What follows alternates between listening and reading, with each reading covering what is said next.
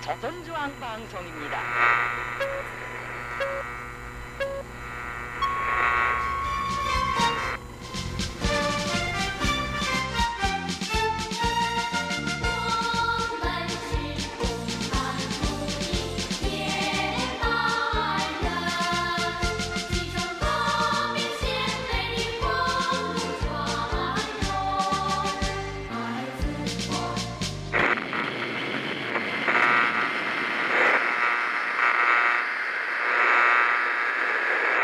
Hello and welcome to the Young Pioneer Podcast. I'm your host, Justin Martell, and if you're listening to this, you're one of our subscribers at ypt.life, or if you're not already, please visit ypt.life, have a look at our various subscriber options, and you can have access to great exclusive content for less than the price of a cup of coffee a day.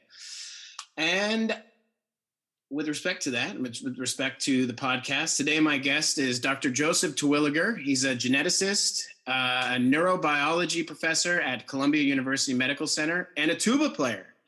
But you might be more familiar with him because he's been seen in the press. You might have seen him with NBA legend Dennis Rodman on his widely reported trips to North Korea and meetings with its enigmatic leader, Marshal Kim Jong Un. But we're going to save some of that for the second half of the podcast, the members-only exclusive half. But obviously, North Korea aside, Joe's traveled all over the world. We're going to get into how many countries he's been to, done all kinds of amazing things. So let's just get into it. Joe, thank you for being on the podcast. Thanks. You're welcome. So obviously, I mean, this year notwithstanding, I mean, you've done some incredible work, all over the world. What were some of the, I guess some of the more interesting places that you've been to, just North Korea aside, because that's what everybody wants to hear about. They're going to say, okay, when are we getting to North Korea and all that? We're going to get to that. But I think you've been to probably all of the quote unquote axis of evil countries, right? Yeah, and then some. I mean, basically my professional work, I'm a human geneticist, and you can't really do good human genetics research in New York because people come from all over the world. So we're all different genetically in many ways that have nothing to do with any disease we're interested in. So we look for places around the world where people are more similar, shall we say, genetically, where there's less variation, both in environment and genetics. And often where sort of history has given us natural experiments. They're kind of the things we would do if we could do them on humans, but you can't do human experimentation. I can't say, Justin, I want you and this woman over here to give me 20 kids and I'll raise them in cages and feed them rat chow, right? Because she probably wouldn't like that. You might like that. But the thing is that for these reasons, we look for places around the world that are more geographically isolated, politically isolated, and or because of historical factors have conditions that are very different, that where the people there all live in very similar conditions and have similar genetics, but they're different from everywhere else. That means I end up going to a lot of places that most people have never heard of because that's where those people are. So like right now, for example, my biggest project is in a village in Venezuela where we're still actively conducting research despite the humanitarian crisis. And it's because these people are so isolated in their community that they're basically one big family of 8,000 people. And we're studying them to look at basically why they're so healthy, given that they're exposed to heavy metal pollution, they're all infected with worms and all this other stuff, yet they're really healthy. So it's an interesting project. But that gets me to one of those countries, right? I've also been lately working a lot in the Middle East. And in the Middle East, there's a lot of traditional cousin marriages where cousins marry each other. And that leads to interesting genetic conditions where they have a lot of unusual rare diseases, but they also have some other things that are good for them. So it's an interesting cultural factor that leads to interesting experiments. And that's taken me many times throughout the Middle East region. My interest with Korea started when I had a project where we were looking at Korean migrants around the world. There were Koreans in Kazakhstan who were sent there by Stalin in 1937 from the Russian Far East. And they've been basically moved from on the ocean to the farthest place on earth from the ocean. So their whole culture was changed, their diet, their language, everything about them. And yet they're still biologically Korean. So it's interesting to see you have the same plants grown in different soil, and you do that in agriculture a lot.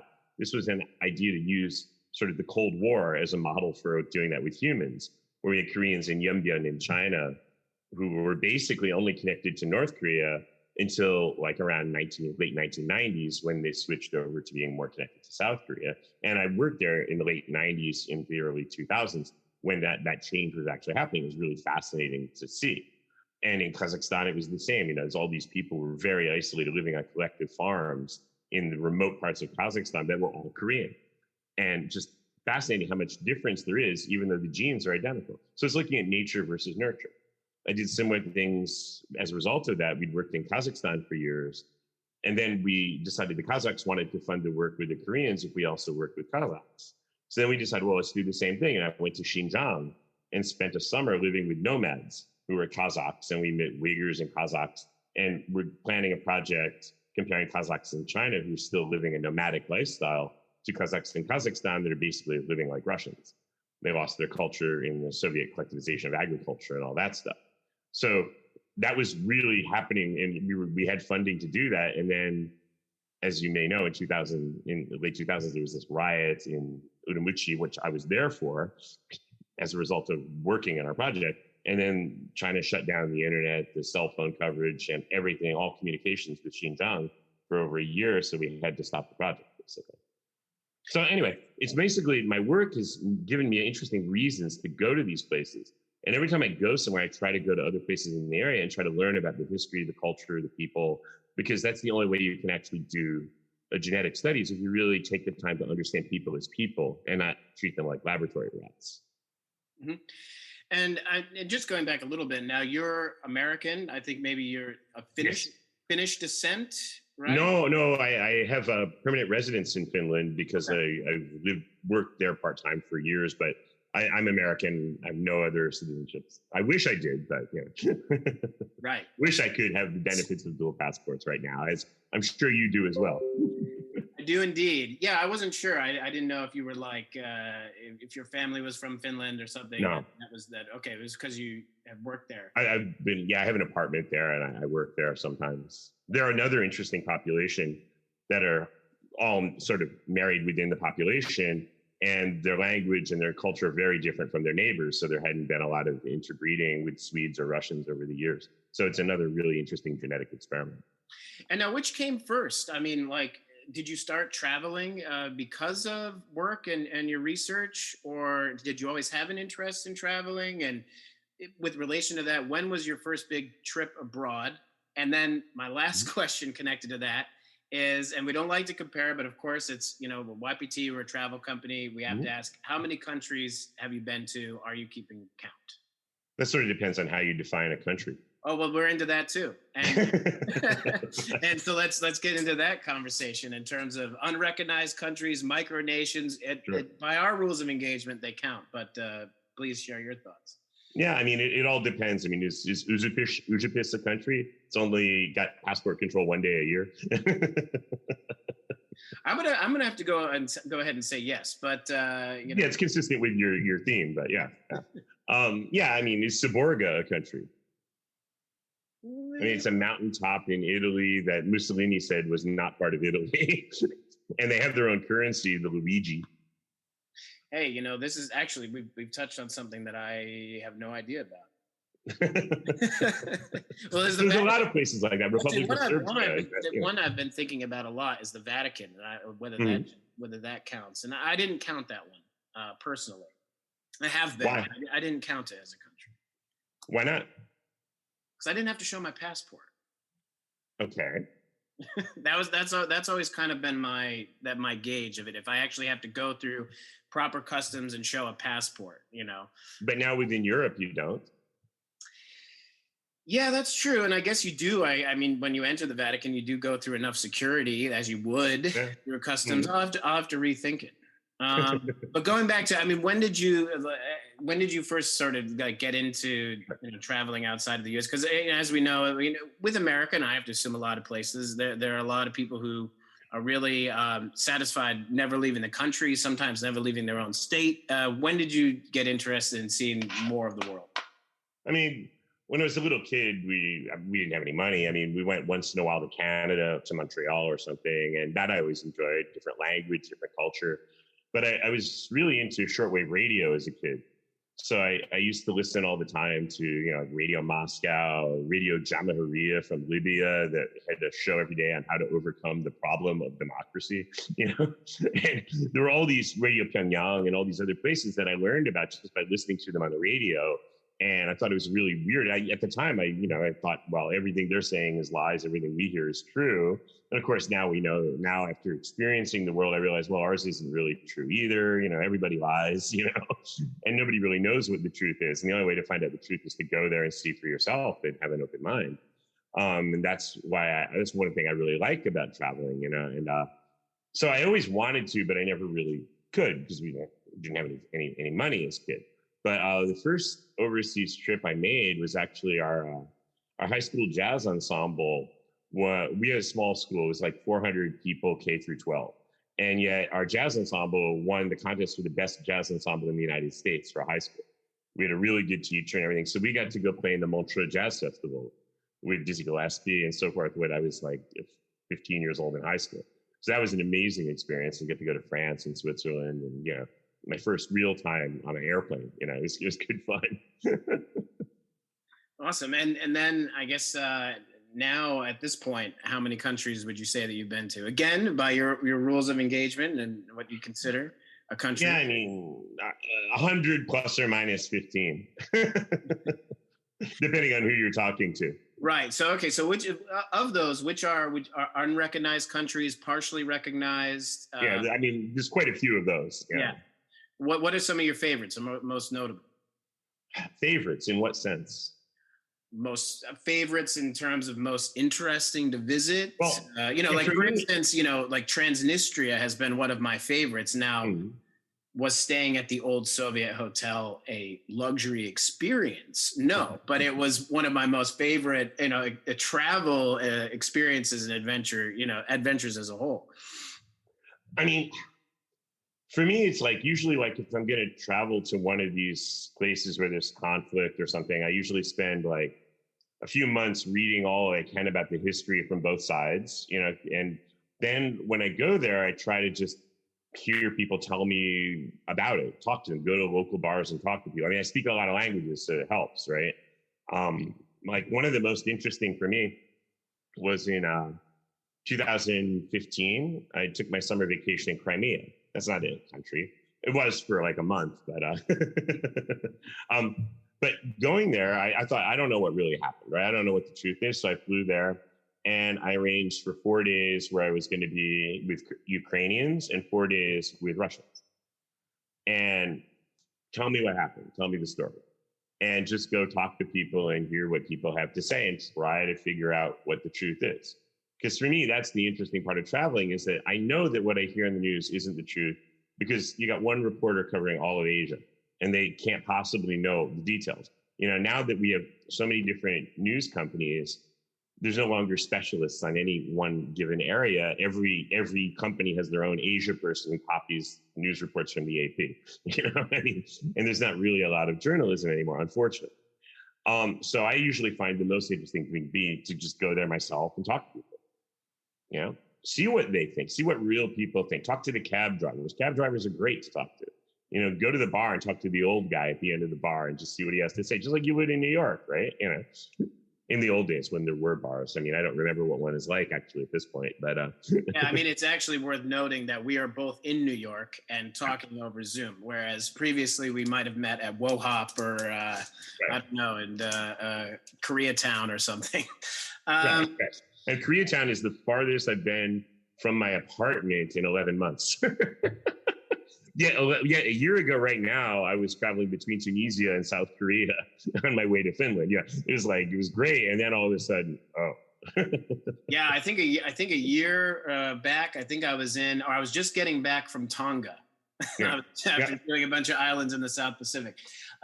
So what was I going to say? So in terms of traveling to all these places and doing, so what was your first, I would say, adventure travel experience? Going to some place that, Americans don't normally travel, or someplace that Americans might be either afraid to travel or told we shouldn't travel to, or that it's in bad taste to travel? What would be the first experience like that? It's hard to say.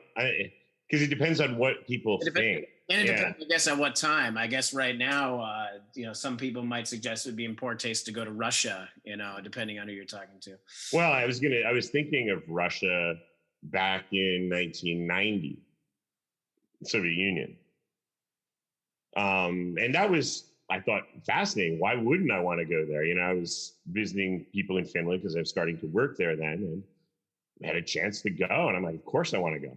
And I mean, the idea that one wouldn't want to go is alien to me, because I've always been curious about the Soviet Union. Who wasn't growing up in the Cold War, And I never thought of them as the enemy. I thought of them as, how do people live under these conditions? Because we were told how controlled and restricted life was. And then you get there and you see people and you realize that it's only on the face that they're following the rules. Underneath, they're just exactly like we are, where nobody likes the government and everybody finds a way to get around all the stupid rules that the government puts in place, right?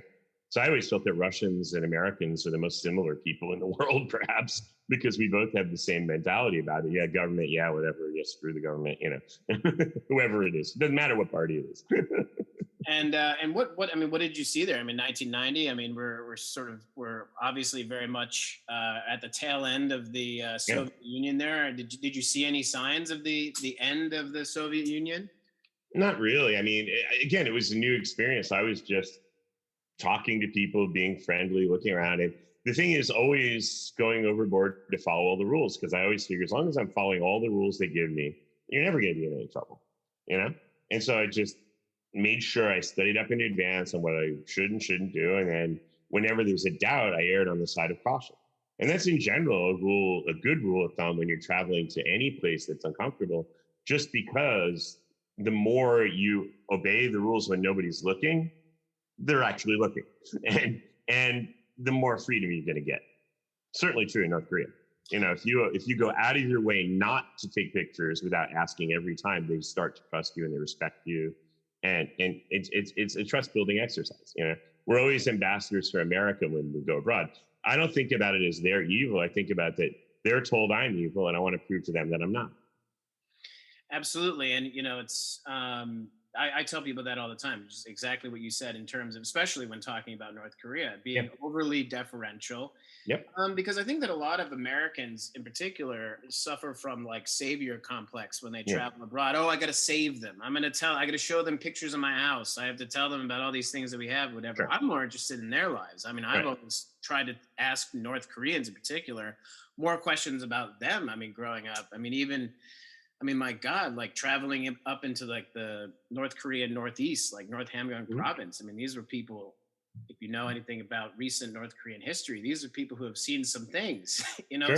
That to me was always infinitely more interesting than trying to talk about myself. Yep.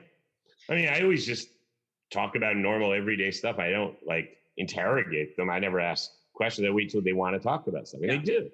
And it's usually talking about their kids, or my kid doesn't do his homework. I'm like, yeah, it's the same everywhere.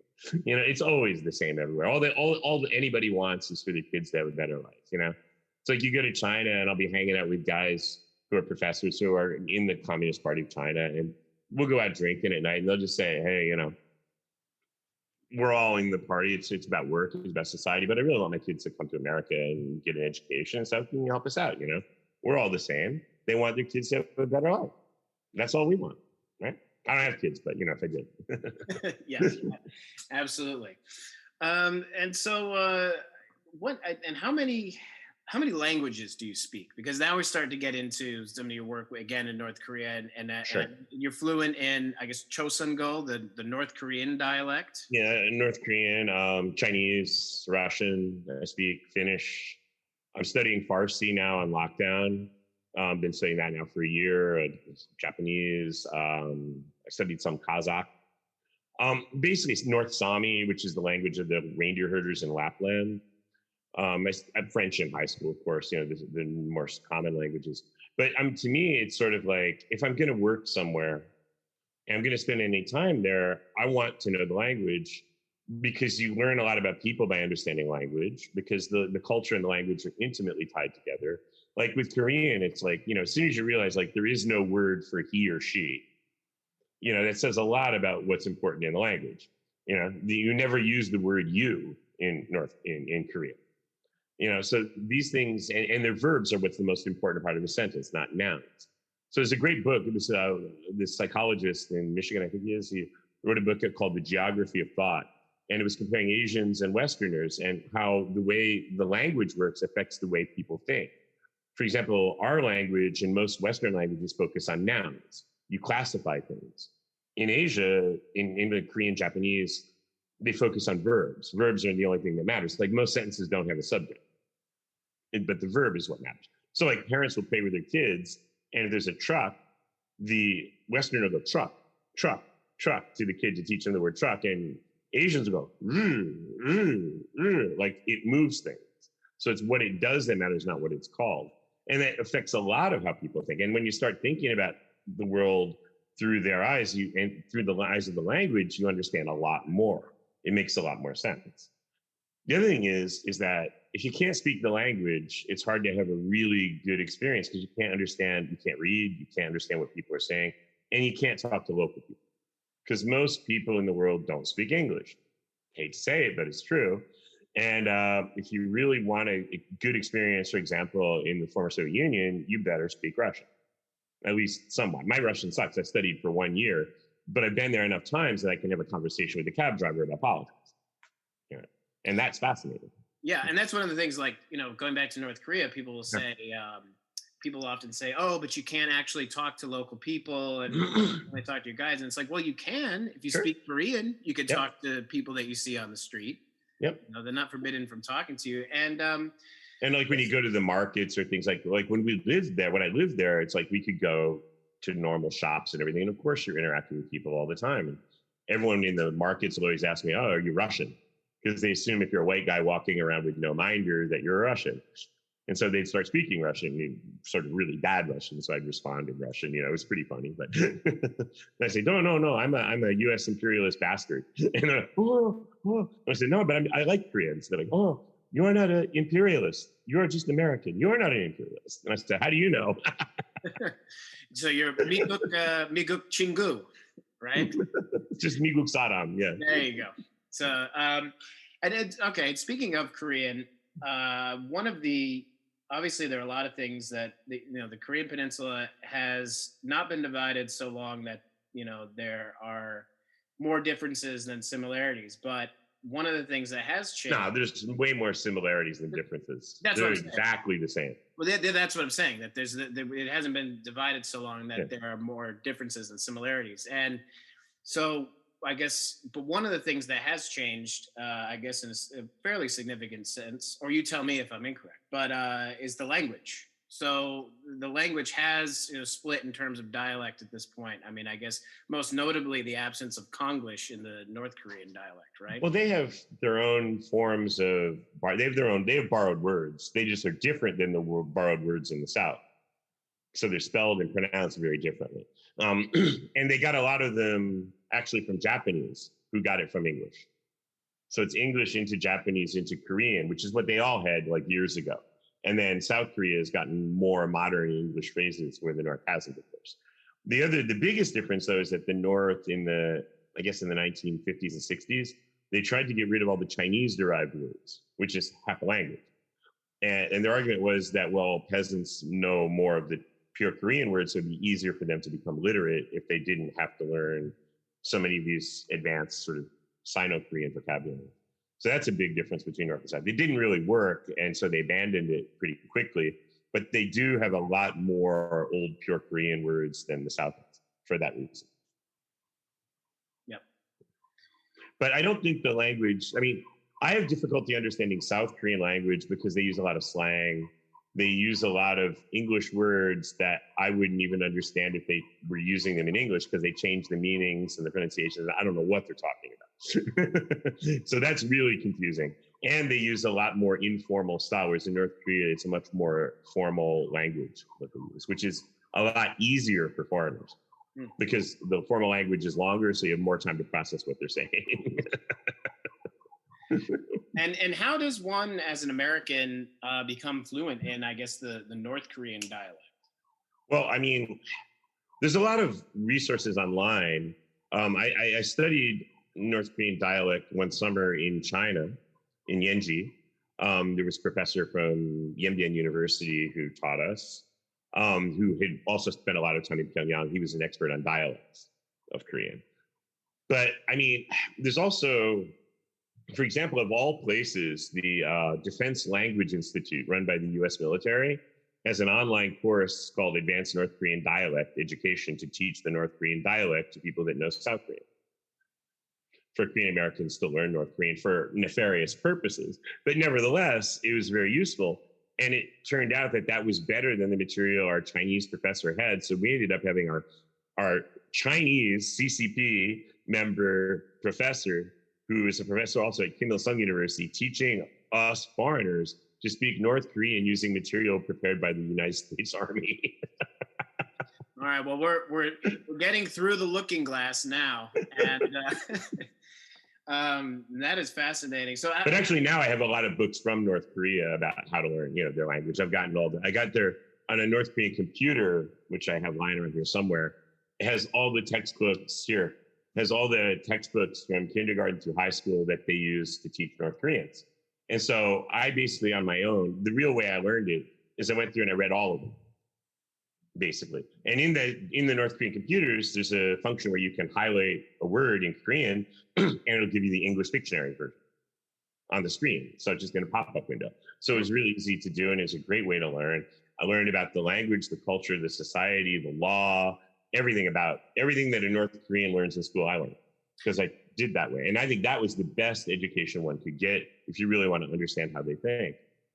Was there revolutionary history on there as well? Absolutely. Okay. There's every year there's a class on the youth of Kim Il-sung, the youth of Kim Jong Il, and now, I presume now there was one on Kim Jong Un, but there wasn't in the older computer I have. There's also, obviously political education. And the book that I found, the ones I found most interesting were called Socialist Morals.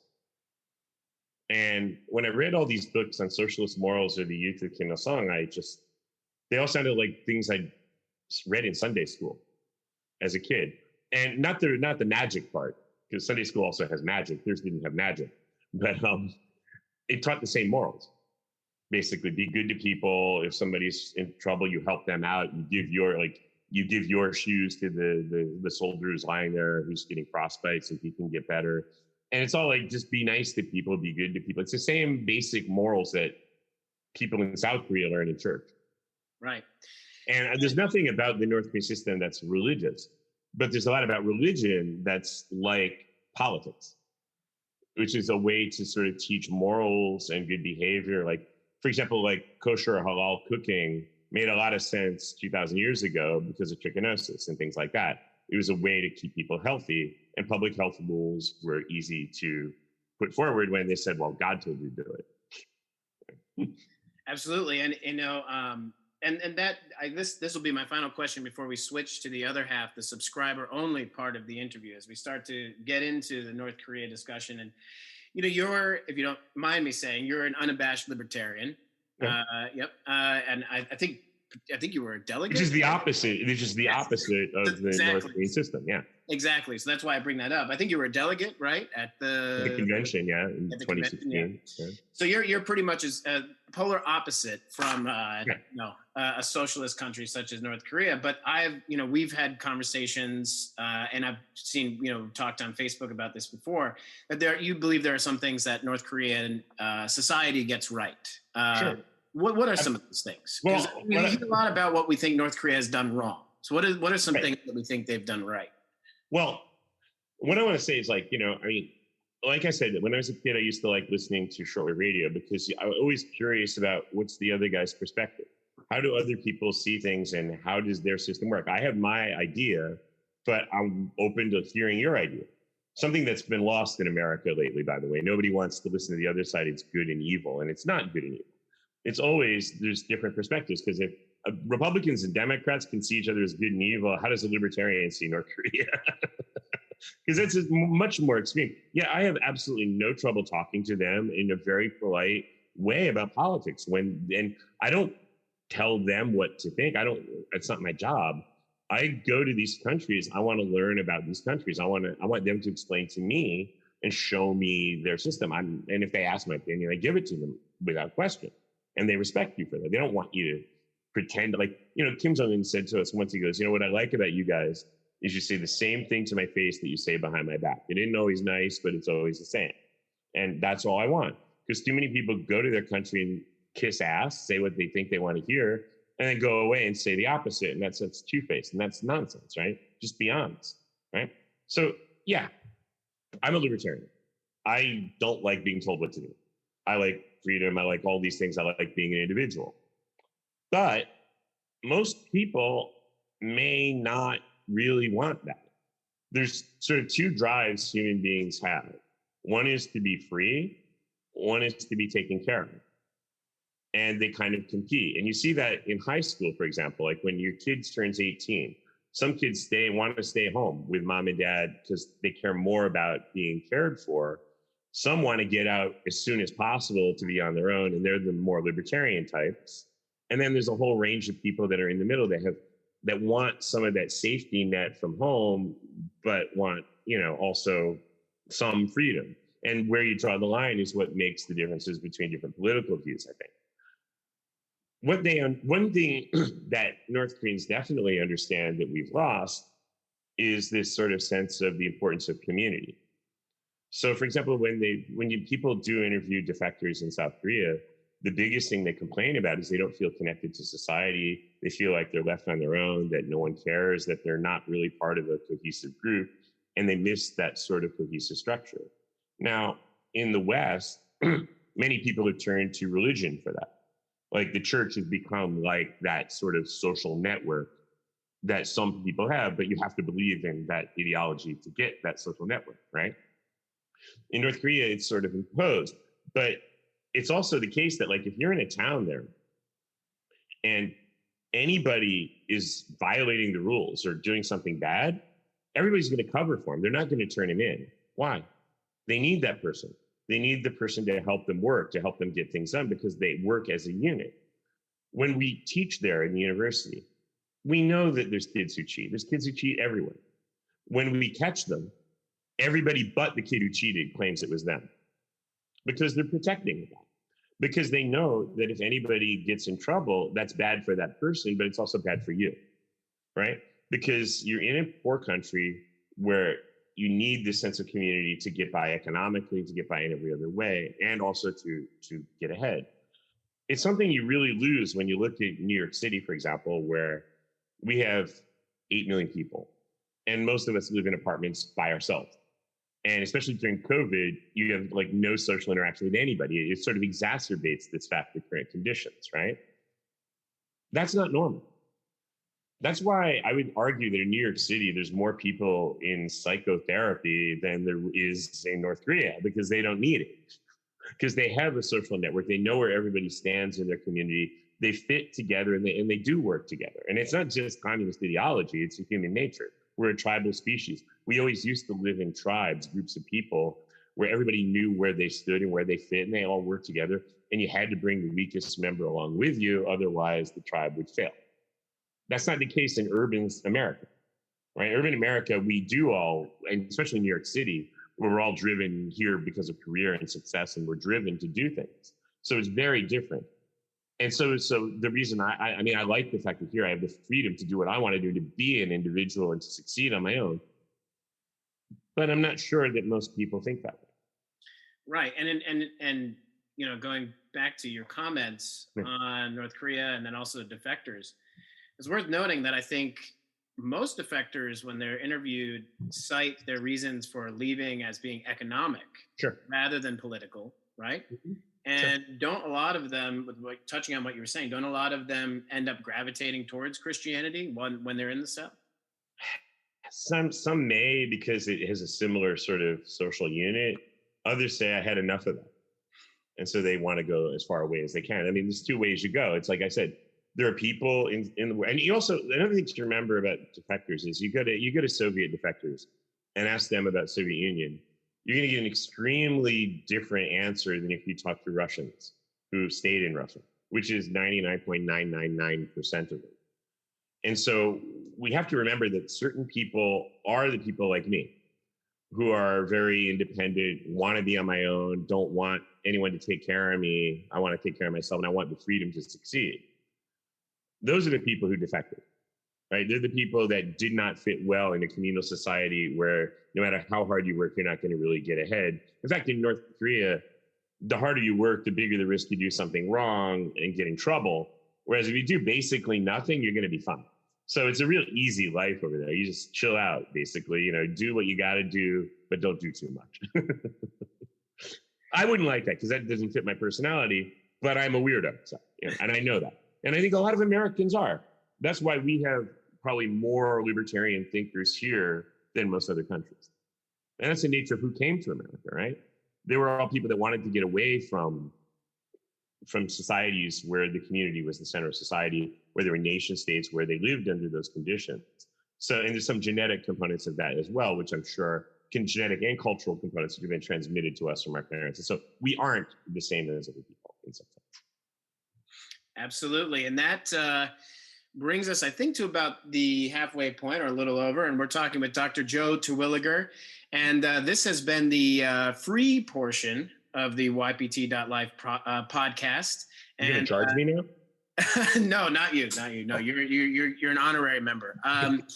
And we're now going to be switching over to the sort of exclusive subscribers only version. So continue listening. And if you're not a subscriber, please visit ypt.life. Like I said, check out the different subscription tiers.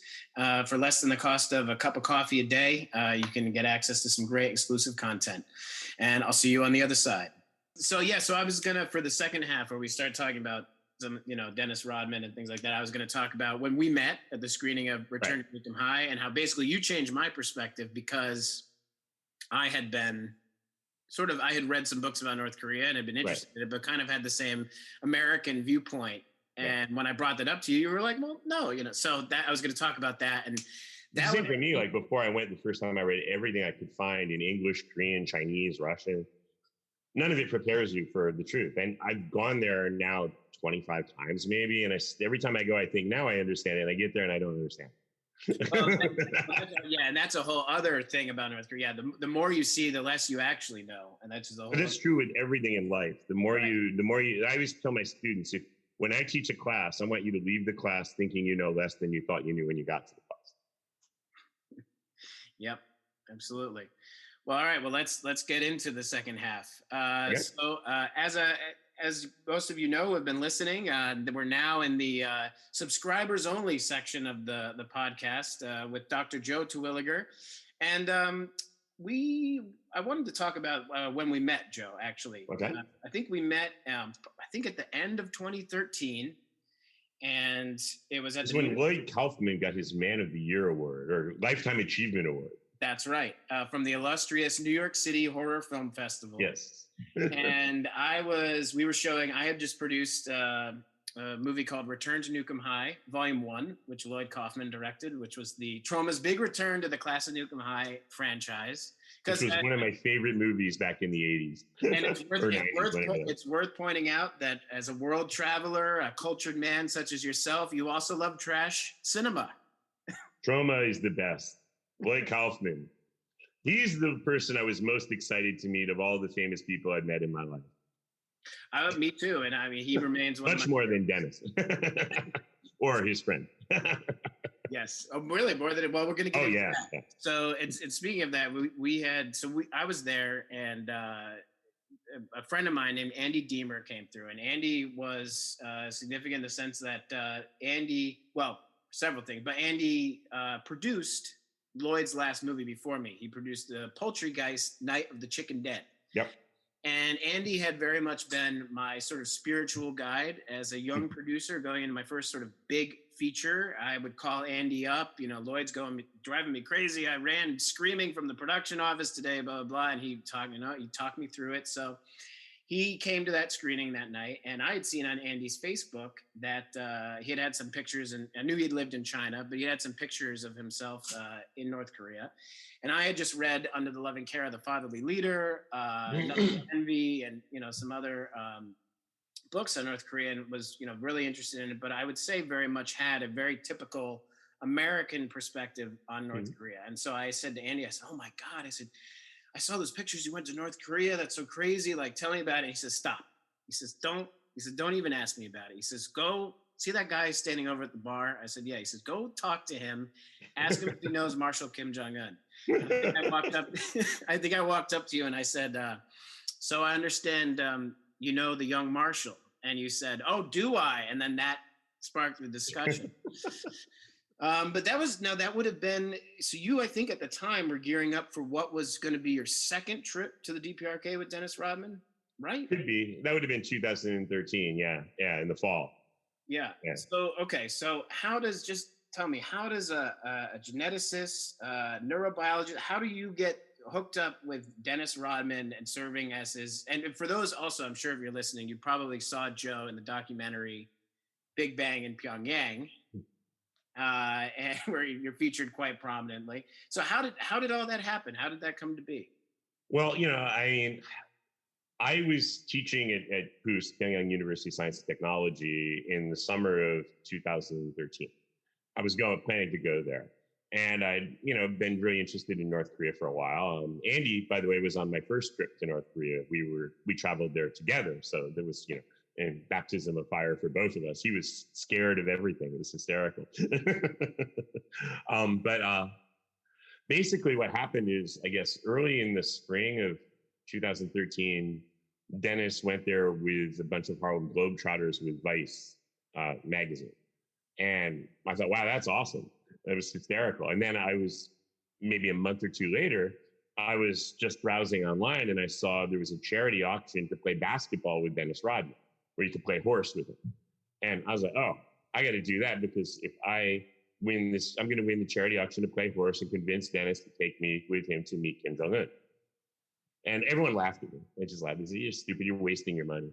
And I said, "No, trust me on this. I know I'm going." And $2,500 it cost to win the auction.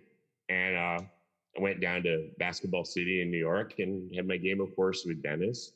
It was the same day as the finale of Celebrity Apprentice that he was going to be in that night with Donald Trump, and another person who's a friend of mine, Penn Jillette from Penn and Teller. Mine as well. Yeah. So his high school girlfriend married my coworker. So, so that's how I know him. Anyway, so I talked to.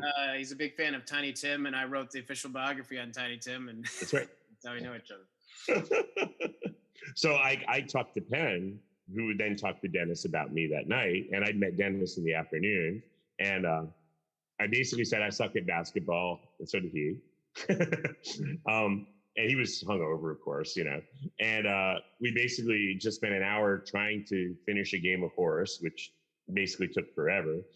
Sports Illustrated reporter was there with Dennis that day, and he wrote about our game. And he said, between the two of them, Dr. Terwilliger and Dennis threw up enough bricks to qualify for membership in the Masons Union. So I thought that was pretty cool. Of all the people in my high school, no one would have expected I'd be the guy whose basketball skill was written about in Sports Illustrated. Yeah.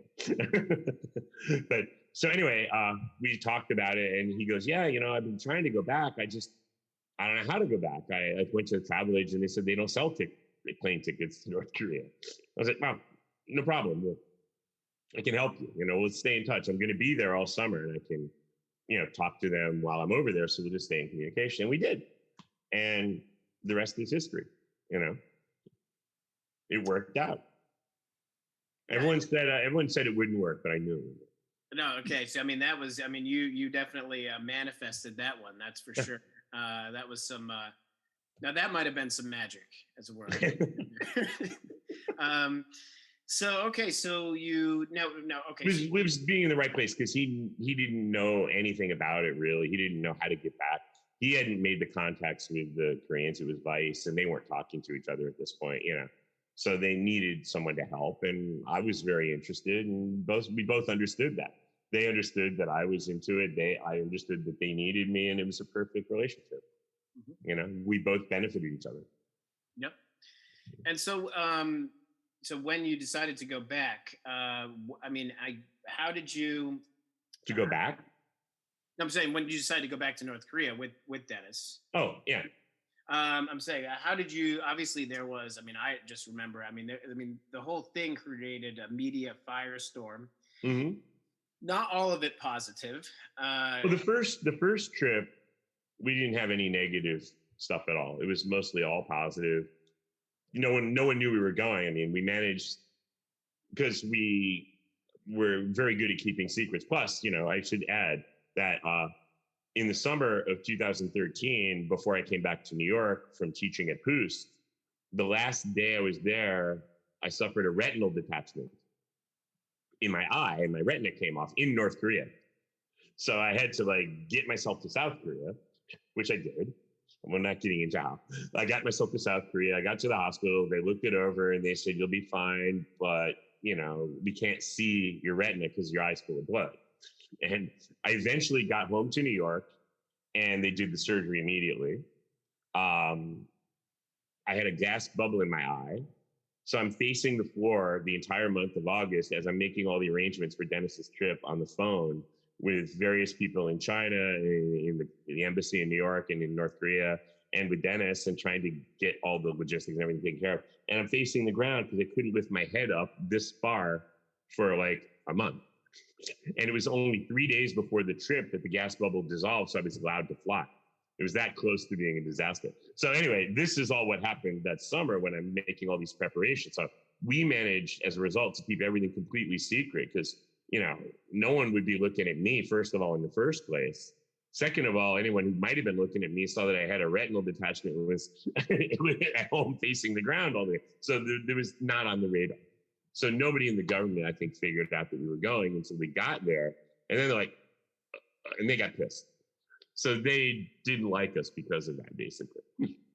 Really? So when you say they, are you talking about the State Department? Are we talking about the media? Are we talking about the media? Yeah, the Obama administration, right, and the State Department and all that, because they didn't know we were going, and it undermined their policy of don't talk to them, the strategic patience, which is basically was the silent treatment that you might give your girlfriend, which I don't know, your girlfriend might give you, which I don't know, never seems to work. Well, and very similarly to what your girlfriend might do, I think it was the strategic patience period that got us 4 nuclear tests? Yeah. 5 nuclear tests? Exactly. Very similar, very apt analogy, yes. Silent treatment doesn't work. No, it does not. But we weren't being silent. We went over there, we talked to him, we met him. And in fact, the first trip was just a vacation at his house. So did you, okay, so I guess just backing up a little bit on your first trip with Dennis there, had Dennis met him previously? Yeah, he met him in the spring. Okay. Yeah, you met him in the first trip. Okay, so now did you know for sure that you were going to meet the big guy? Of course not. They never say that, We helped them with some things and they said, well, you'll get a good result. That's all they would say. But they never said it. We got there and they gave us a bullshit itinerary.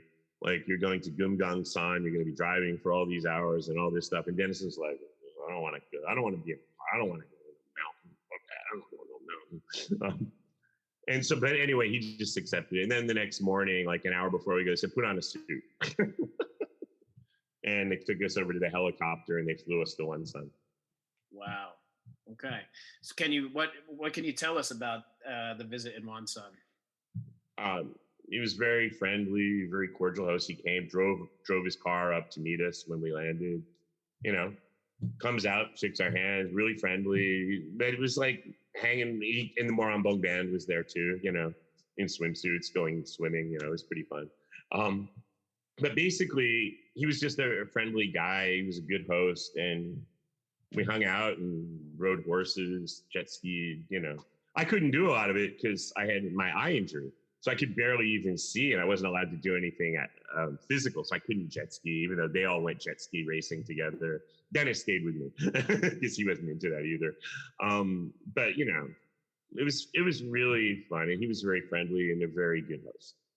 And smart. We talked about everything, and he's intelligent. He's got a good sense of humor, and he was a very friendly host for us. Yeah, I mean, it's interesting because, and what you say is consistent with what other people have said, even not just Kim Jong Un, but Kim Jong Il before him. I think that the North Korean leaders oftentimes get painted as these like sort of Dr. Evil, like sort of recluse type like figures. But I think Madeleine Albright, when she met Kim Jong Il, said that she found him to be very affable, that it was clear he read the news, he surfed the internet and things of that nature. Is that all consistent with your observations as well? Yeah, I mean, he understood the world. I mean, we talked one night about nuclear weapons stuff, and he goes, Gaddafi gave up his weapons in exchange for security guarantees. You guys killed Gaddafi. Saddam Hussein let weapons inspectors in his country, and they just told you guys where to bomb. He goes, I'm not that stupid. I got no argument. Yeah, I mean, it's funny though, because people say, well, he's irrational and this and that. I mean, that sounds quite rational to me. North Korea is probably the most rational country on earth. They're ultimate pragmatists. They managed to survive the end of the Cold War when the Soviet Union collapsed and Eastern Europe collapsed, and everyone said, "Oh, give them 2 years and they're done." And I'm like, it's completely stupid. It's just not like that. North Korea is probably the most stable country in the world in many ways, because a lot of it is that the system is characterized largely by inertia, meaning that if you make a bad decision, you could get in trouble, right? If you do something that really screws things up, as in any country. But you don't get a real benefit if you make a good decision, right? If you work hard, everything, you might get a little medal, but you're still going to be in basically the same situation. So there's no benefit to doing a lot of extra work and taking a lot of extra risk. So people pass decision-making down to lower and lower levels. And the little guy at the bottom ends up being the one that has a lot of the power to make decisions, right? Because, then if he screws up, it's only going to affect him. It's not going to affect the bigger part of the system, right? Or someone who's higher up. And as a result, it's incredibly stable because the system is what it is. And as long as you follow the hierarchy as you would in any Asian culture, you could wipe away the entire government and things would not change one bit. It would still function. Everything would work. It would go perfectly because it's on autopilot. Mm-hmm. And it's no wonder it's stable, right? That would make any country stable. Yeah. Right. Absolutely. And so on that trip, I guess now you laid future plans for another trip with former NBA players. Yeah. Yeah. Which was in January. And we made a trip in December to help pick the players for the North Korean team and train them. Yeah. And it's around all of that the documentary Big Bang in Pyongyang is based. Right. They went over it. It was part of the condition that the funders had because it was funded by Paddy Power, which is a British gambling company, Irish, British, whatever. They insisted on that as a way to recoup some of the costs, right, through the publicity they generated from the film. Yep. I mean, my position there was like, I don't like publicity. I try to keep a low profile. I think I generally do. I'm only here because we're friends, right? I met you through nothing to do with North Korea, really. In a way, we met at a film festival through a mutual friend who's another filmmaker, right?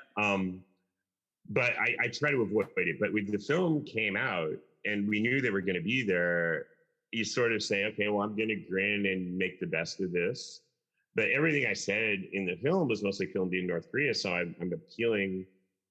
The problem is like everything you say, is going to be judged by the North Koreans and by the Americans who watch it and by everybody. So you can't say much of anything. So you have to appeal to all these audiences at once. And in a way, it's the same thing, even doing a podcast. I know North Koreans will be listening to this. I have to be careful what I say because, again, the sensitivities are very different for everybody who's involved. So there's really no such thing as good publicity when it comes to North Korea. Yet we had the film there with us. And so I went along with it and tried to do the best I could to make everything look good, because that was a lot better than the alternative. Yeah. And tell me about just your general observations on I guess, the North Korean team and the process of putting that together? What the atmosphere was like at the exhibition match? I mean, yeah, it was a pretty big crowd. They were having a good time. They had cheering sections for both teams and cheerleaders telling them when to cheer and all that, like you would in a college situation, and they made it so that it was pretty equal. I mean, the North Koreans were much younger and faster and really, really good at shooting. Like they could shoot 3-point shots all day and make them all. So of course they won in the first half against the NBA guys who didn't expect that. They had these egos like, there's no way these guys are going to beat us. They don't even know what a basketball is because they didn't know there was a North Korea. I mean, Dennis said the first time he went there, he didn't know there were 2 Koreas. Neither did his agent. His agent wrote a book and he has a chapter about our trip. And he goes, the guy said, you want Dennis to go to Pyongyang? He goes, yeah, sure. K-pop. Cool. Well, it would be good publicity. And, it's only like a week before someone looked at it and said, you can't send him there. He goes, why not? K-pop, Psy, Gangnam Style. And they're like, well. Yeah, no, NK pop. Yeah. Dennis didn't know. I mean, it was really funny. So it was only like many years later, we went to South Korea for the first time. And it was at the Singapore summit because Dennis and I went to the Singapore summit and then with Trump and Kim. And then we came on the way back, we stopped in South Korea and we did an interview with Arena on TV, a couple of those and some other things. And Dennis was like, it was amazing. We were nervous about how people would treat Dennis, but at the moment, people were so euphoric about what was happening in Singapore.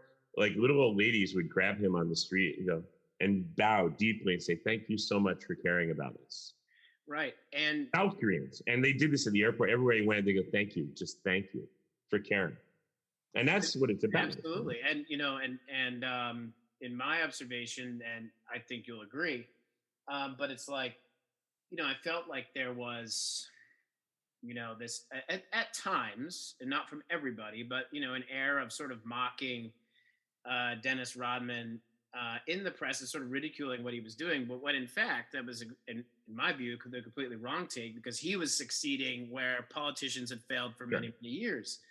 And in my observation, what happened between President Trump and Marshal Kim Jong Un would not have been possible without the work that Dennis did, and I think that he totally laid the foundation for that. After our first trip, nobody from the Obama administration wanted anything to do with us. They didn't want to talk to anybody.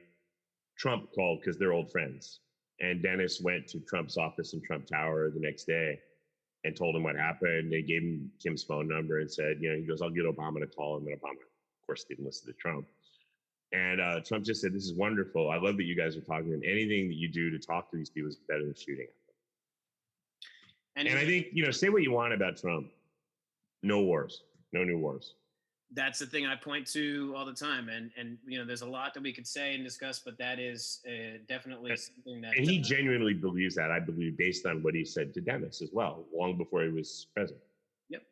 Absolutely. I mean, even from a business perspective, they're costly and they don't really get you very much. Sure. As Gary Johnson said in 2016, we should drop tourists on our enemies, not bombs. Absolutely. I'd rather have a president whose emoluments have to do with opening hotels than one whose emoluments have to do with defense contractors. Yeah, exactly. It's like, there were which is the 2 choices. Yeah, I mean, there were various jokes about Trump opening up Trump Tower in Pyongyang and stuff after he met Kim Jong Un, but it's like, why not? Yeah, exactly. Now, I mean, do you? And you're. Hope he does. Yeah, and so was it? I think it was during Singapore that Sarah Huckabee Sanders called on behalf of President Trump and basically said that it had been because of Dennis, right? That had happened. Yeah. Mm-hmm. And other people from his administration said that we'd had a big influence. So I also remember when we were in Singapore, we did an interview with CNN. It was really funny because at the last second, I brought a MAGA hat with me and I just handed it to Dennis right before I went on. He put it on for the interview in Singapore with Chris Cuomo. And Chris Cuomo was like, I can't see what your hat says, because he couldn't believe that never crossed his mind. This says, make America great again. He's like, it's so funny. But, James Clapper, the former DNI, was interviewed right after Dennis. He goes, yeah, Dennis was he was the one who got it all right. And he goes, I argued all the time that we should involve Dennis in diplomacy, but he lost the argument. Absolutely. And now getting into, I guess, stuff that is sort of beyond the things that you were directly involved in.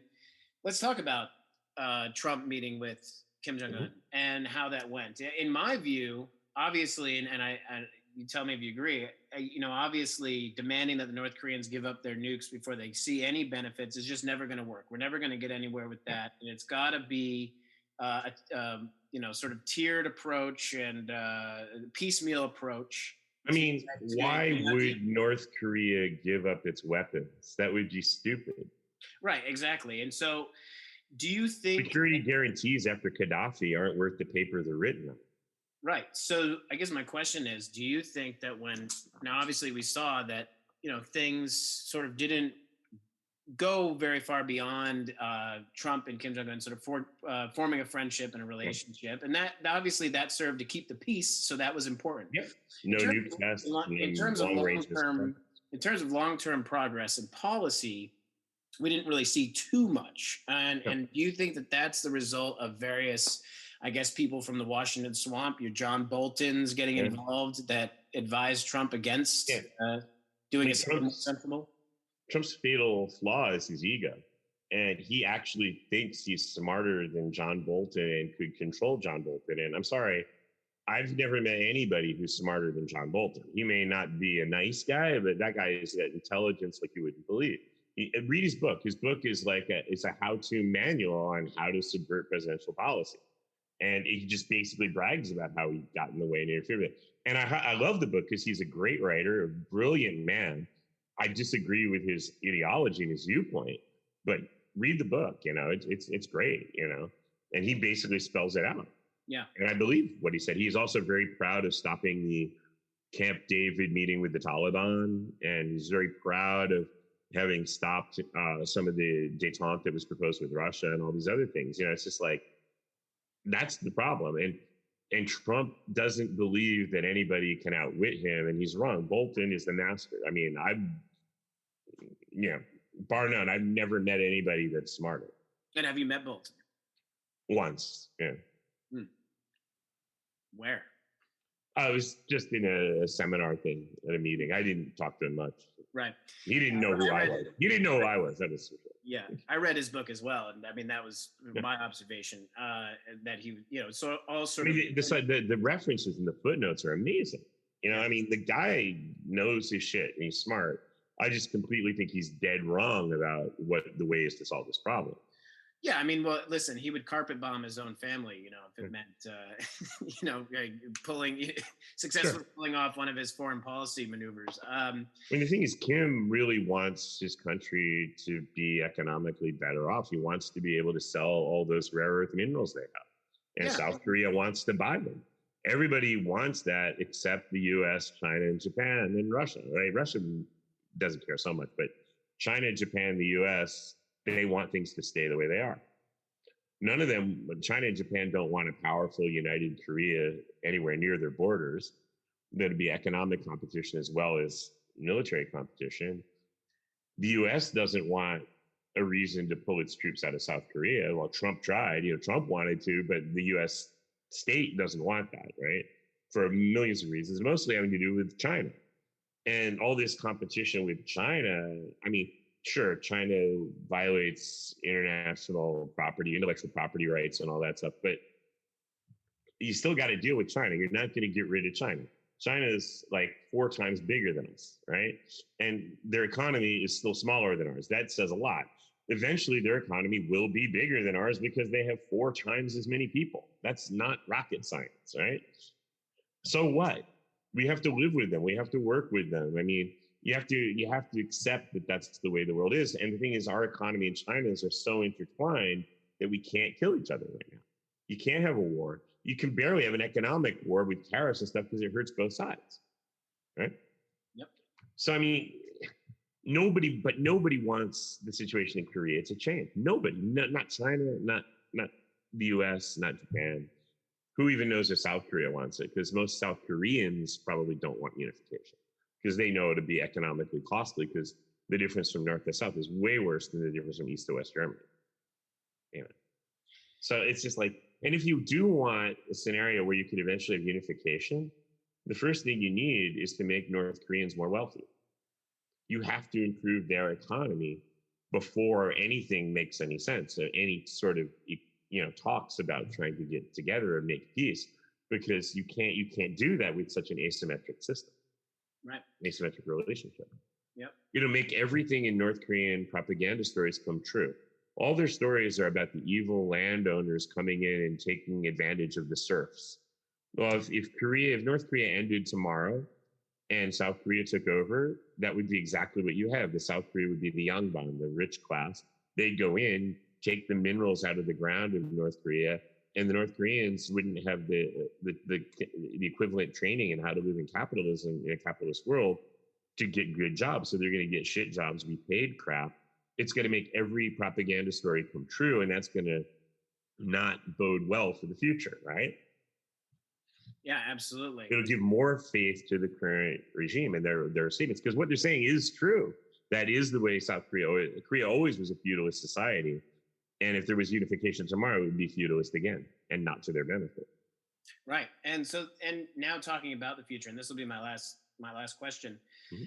What would and obviously not as in any sort of official capacity, but just as a private citizen and mm-hmm. just based on your experiences, what would your recommendation be for the Biden administration? Let's say that we didn't care about, the military industrial complex's desires to maintain the status quo on the Korean Peninsula. Yes. And let's say the Biden administration really wanted to, in a sense, expand upon and improve upon what Trump started. What would your recommendations be?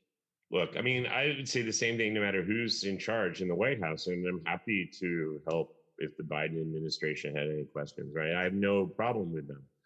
I think what we need is to have more interaction. We need to get rid of this stupid ban on travel to North Korea. He just got rid of the travel ban that prevented them from coming here, although the sanctions probably still prevent them from coming here in practice. But it should be the other way as well. I mean, how can we represent freedom and American values if we don't let our people have the freedom to go there and the freedom to interact? And I think that the best way to influence people in other countries is to just go there and show them that you're not a guy with horns just trying to kill them like they are taught to believe. And there's enough evidence that we've done that in the past, right? We did do some horrible things during the Korean War. We did put nuclear weapons in South Korea against the armistice agreement right before Ford removed them. I think it was Ford. Or was it Bush? Maybe it was Bush. I don't remember. I think it was Bush. But the point is that this all happened, right? We've broken our word many times. They've broken their word many times. There's a huge trust gap on both sides. I think most Americans understand why we don't trust them, but they have just as much reason not to trust us. Yeah, that's the part that gets lost that Americans don't understand. They don't know how many times we've broken our promises, in this. Well, yeah, I mean, this is the thing I say to everybody. Like, whenever I meet someone who's asking this question, I always say, let's assume that tomorrow you become Kim Jong Un and you're in his position, and your objective is, number one, stay alive. Number two, keep my regime and myself in power. And number three, try to help the economy grow and build some sort of normalization. What would you do? And usually the answer you give is, well, I would immediately surrender and turn over my country and become democratic. And I'm like, no, you wouldn't, because that would lead to your death. It would lead to your loss of power, it would lead to everything lost. That's not acceptable. You want to maintain your country, your security. You want to stay alive, and you want your people to have a better life. Assume that that's what he wants. What would you do? And you get no answer that makes any sense. The problem is that everybody's thinking about what our side is and not thinking about the other side.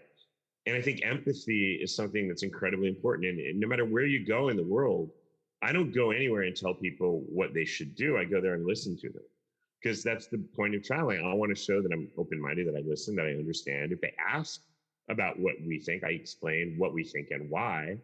But you have to look at their perspective. You have to put yourself in the other guy's shoes and say, how am I going to solve this problem that's going to be okay to me if I'm that guy? And that isn't normally the way people think. They look at everything as a zero-sum game where we want to win and they must be destroyed. And there's enough people in the US government and media and the political apparatus who think no solution is acceptable that doesn't lead to regime change. Haven't we learned our lesson in Iraq? We changed the regime, got rid of Saddam Hussein, and ISIS took over. Nobody in the world could possibly think ISIS was better, right? My first trip to Iraq was in 2011 during Arab Spring. I was supposed to go to Libya to teach a class, but we'd started bombing Libya, so I couldn't go there, even though I had a visa. So I'm in Iraq. I went to Kurdistan to see what's going on. And you walk around, and at the time, there was a Kurd who was the president of Iraq, and there were two halves of Kurdistan, each run by a separate Kurdish mafia family, basically. You had to go through a military checkpoint to get between the two halves of Kurdistan, where the only way you could get across with a license plate from the wrong half was if you had a military pass, which my guide had. And it was insane. It was just a total mess. There were people being kidnapped from university on one side of Kurdistan by the other side for, something or other. And I asked people, I went to the town where Saddam Hussein gassed the people, right? They have a memorial there. And people there who'd been gassed by Saddam Hussein said to me, the only good thing we can say about the new government is they haven't gassed us yet. Everything else was better before. They had gas. Now they were waiting online for oil and gasoline in a country that's got some of the world's largest deposits of oil. It made no sense. It was such a total mess. That's what we did. That was 10 years after the war. We go around and we change regimes, and democracy leads to what democracy leads to. And in a lot of cases, it's not what the US likes. So then we have to organize change of government by other means. It's the way it goes, I heard that in South America, the big joke about January 6th was that the reason the insurrection failed was because there was no US embassy in Washington. Yeah, I heard that one. I think, that was a meme I reposted for sure. Yep. Yeah, absolutely. So wise words from Dr. Joe Terwilliger, and that's who we've been talking to for the last hour. He's a geneticist, a neurobiologist, amateur diplomat, tuba player, Lincoln impersonator. I left that out before, Lincoln impersonator. That was the best job ever. You were paid for that? That was a paying gig? Oh, yeah. It was 1 year I lost a bet on a Jets game. Not a good thing to bet on, but I'm a Jets fan. And I had to grow a beard for a year. And by February, I had the beard grown in, but I didn't have a mustache because I can't play tuba with a mustache. I have one now because it's COVID. There are no gigs. It doesn't matter. So I'm walking around, I'm wearing a tuxedo coming home from Brooklyn, and everyone's giggling. I don't even understand why. And then some guy said, "You want a gig? $700 tomorrow night, be at this address." I'm like, yeah, cool. So I show up with my tuba. He goes, "What's that?" I go, "Didn't you hire me to play tuba?" He goes, "Aren't you a Lincoln impersonator?" He goes, well, yeah, but you saw me with my tuba. And basically, he gave me $700. And what was the job? It was to go to these fancy nightclubs, get drunk, and pose for pictures with gorgeous women all over my arms. And I did that every year for several years. Every year I'd bring a friend to take pictures because no one believed me the first time. And then that guy would immediately take up the role of a different president the next year. So I had a guy from Belgium come the first year because everyone I knew in New York was embarrassed. And he flew over just to do this. And everyone thought he was George Bush because he had a tie on. He's like, "Nah!" And the next year he came dressed like George Washington. So then he was equal for President's Day. And it was on President's Day weekend, of course, And then the next year a friend took a video. We went to Washington that year. And it was just standing on the Lincoln Memorial, and people were offering me $20 for a picture. And I'm like, no. And then the people from So You Think You Can Dance came over, and they asked us to be judges. It was all hysterical. But that's the story of Lincoln impersonators. Well, we got to get you with the Stalin impersonator, the Kim Jong Un impersonator. We got Trump impersonator. Trump impersonator. We got to get all you guys together. Well, listen, I appreciate you talking with me today on the YPT.life podcast. Pleasure. Yeah. So let's do this again sometime. And look forward to the time we can have a beer in person. Or many beers in person. Maybe a long time, unfortunately, but let's hope not. Same. All right. Thank you very much. Yep.